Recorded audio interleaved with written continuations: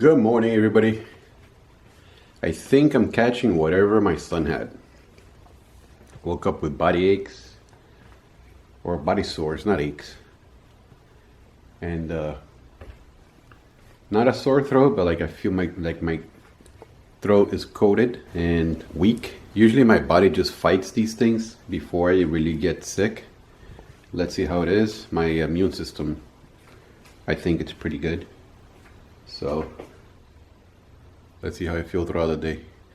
Another note, my plan to go pick up those books that somebody's donating to me, it's going to be delayed to tomorrow because I was supposed to pick them up at her job. But she's going in late today and I need to pick up my son from school. So since it's a very long distance, I don't want to be late picking my son up. I could just pick those books up tomorrow, no big deal. One thing I forgot to mention yesterday is that for one of the packages I selected UPS instead of USPS by mistake, because Media Mail was a little bit more expensive than Ground Advantage and UPS, whatever, UPS shipping. And they were right next to each other. So I clicked UPS by mistake.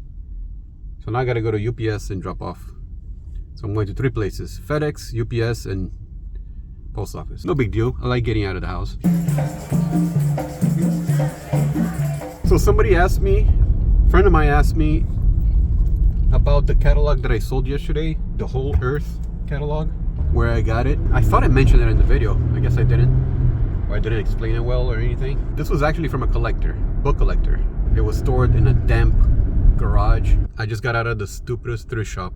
I mean, I've gotten some really good stuff from this thrift shop before, including expensive books that I sold for over $100.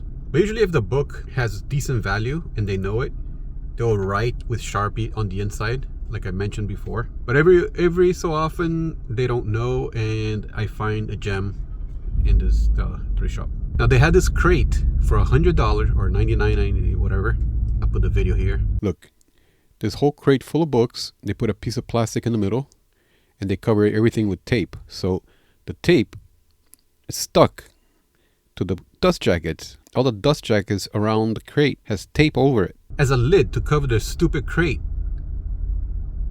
How moronic is that? They destroy the books that they're trying to get $100 out of, and I can even open it to see if the other books that are not taped up, if they're written with Sharpie. I don't know what's wrong with people. I give up.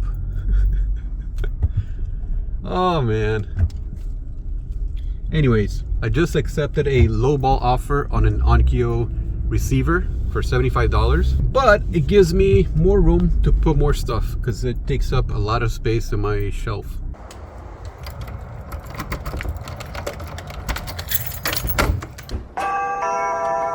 So the receiver I was telling you about is here, taking up all this real estate. All right, let's get this puppy down and pack it. Probably fit about 30 books or even more in that little area. That's the beauty of selling books. You can fit a buttload of them anywhere.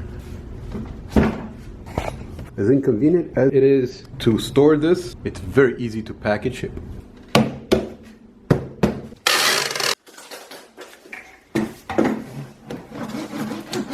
Just gotta weigh it. Got my trusty scale, link to it in the description below. I've had this for almost 20 years.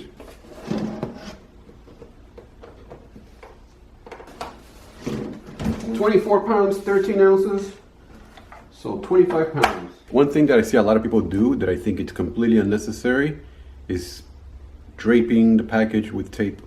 All you need is one piece. It came with one, and it's even a thinner one. You rub your nail through it, it sticks better, and then that's it.